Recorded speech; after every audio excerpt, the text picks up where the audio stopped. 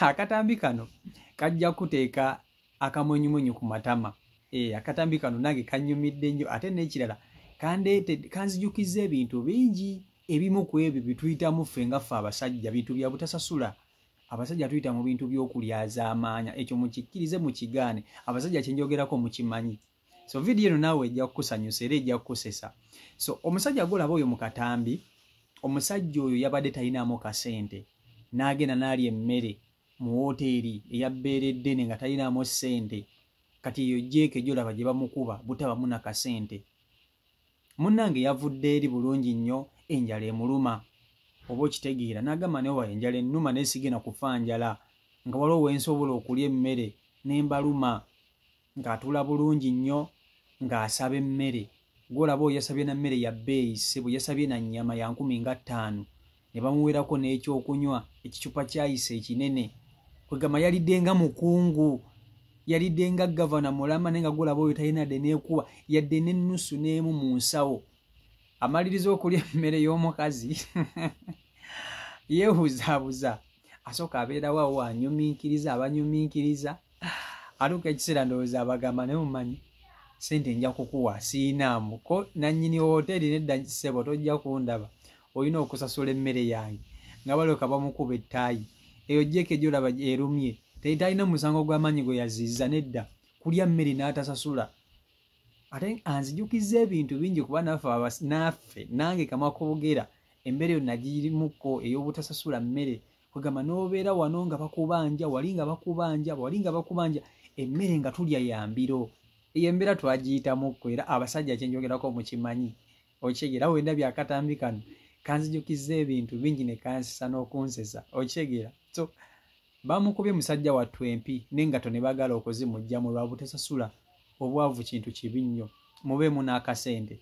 Okitegeera kulya mmere nga talinaamu kasente. Kasobola kutuseeka akatambi kano nawe kerabireko video jimpire ka like video hii. Mama nagamba ngenera kuda tonkwata kwa tuli mutadde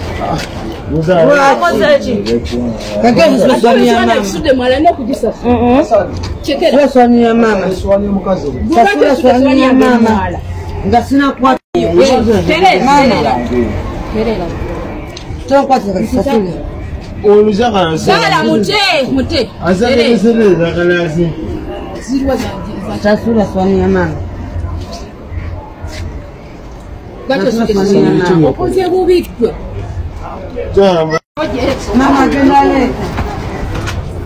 Ono sasula.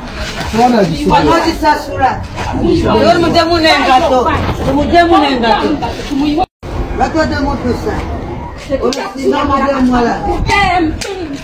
Ati jadi sada nleu. Kaka mira usiru opo. Ninalena yasomera mu Islamu.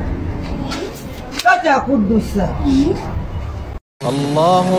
Assalamu alaikum wa rahmatullah. Abaddu ba Allah n'abazaana be, abasiraamu n'abatali basiraamu, mbazigirira omuddu wa Allah Kakensa Professor mu kulomba edduwa ku buli nsonga zonna. Ono si mulala ye Haji Mukisa Kale.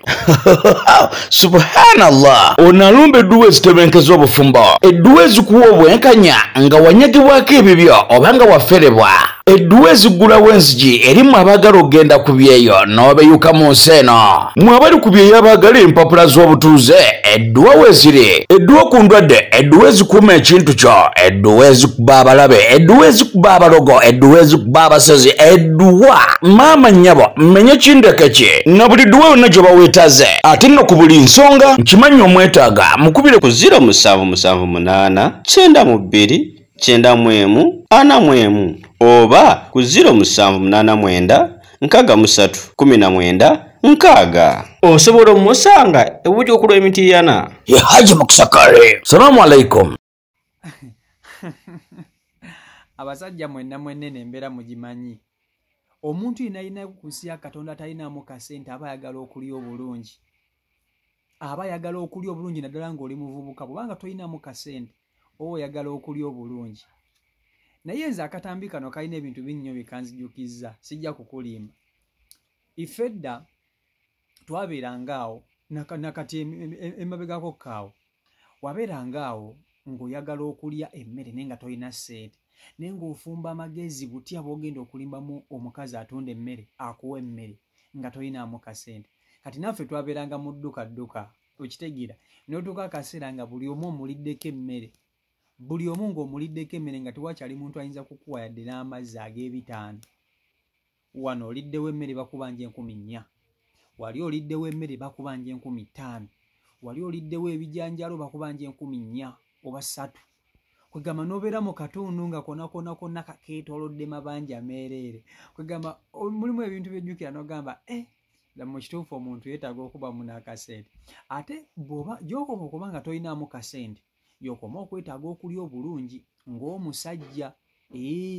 Bw'oba nga tolinaamu kasente, oba oyagala okulya obulungi era bw'otumya akanyama, bw'otumya akajanjalo nga kalimu olusupu, kwegamba oliira ddala bulungi nnyo naye mala okugira bakugambe nti gundi sasula, obuzibu bwawe buva. So mwana mulenzi oyo kyekyamutuuseeko.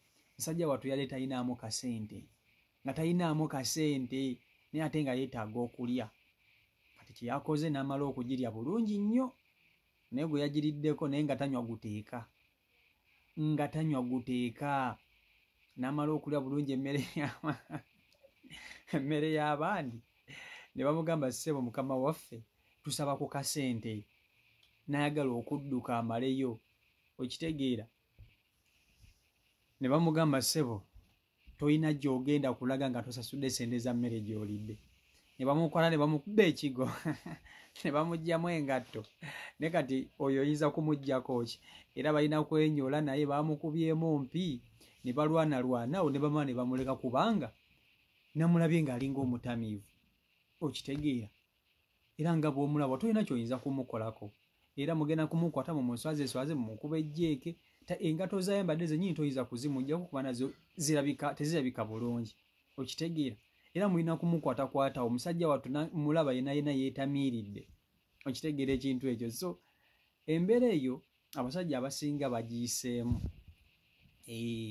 Abasajja abasinga bayise mu mbeera ey'obutasasula mmere. Kyenjogerako mukimanyi mukitegeera. Abasajja abasinga bayise mu mbeera ey'obutasasula mmere. Kwegamba n'obeera mu katundu ng'amabanja g'olina, ng'amabanja g'ebyokulya g'olina, nja ne weekuluma etya nga tolina muntu ayinza kukuwa mmere, nga teriya muntu ayinza nakukuwa kyakulya lwa nsonga y'amabanja. Abasajja abasinga kyenjogerako mukimanyi, temwebuzaabuza.